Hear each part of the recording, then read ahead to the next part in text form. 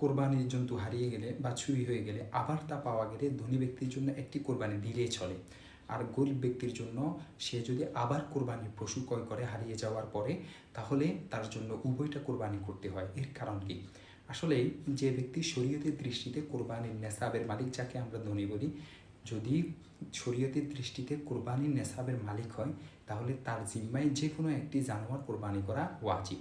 নির্দিষ্ট কোনো গরু, বকরি ইত্যাদি কোরবানি করা জরুরি নয়। সুতরাং ধনী ব্যক্তির কোরবানির জন্তু হারিয়ে গেলে বা চুরি হয়ে গেলে অন্য একটি ক্রয় করে দিলেই তার কোরবানির জিম্মা আদায় হয়ে যাবে। ক্রয় করে জবাই করলে আল্লাহর নামে কোরবানির দিন, তাহলে তার জিম্মা আদায় হয়ে যাবে। হারানো জন্তু পাওয়ার পর সেটাকে আবার কোরবানি করতে হবে না। পক্ষান্তরে গরিব লোকের জিম্মায় কোরবানি করা শরীয়তের পক্ষ থেকে ওয়াজিব নয়, কিন্তু সে যদি কোরবানির নিয়তে কোনো প্রাণী ক্রয় করে, তাহলে সে নির্দিষ্ট প্রাণীটি কোরবানি করা তার উপর ওয়াজিব হয়ে যায়। কারণ গরিব লোকের জন্য কোরবানির নিয়তে প্রাণী ক্রয় করা এক ধরনের মান্যত, যা পূর্ণ করা জরুরি।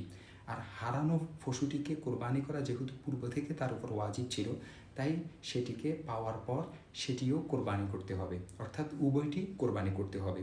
এটি এক ধরনের মান্যত হওয়ার কারণে তার উপর ওয়াজিব হয়েছে গরিবের উপর, আর বড় লোকের উপর এটি মান্যত নয়।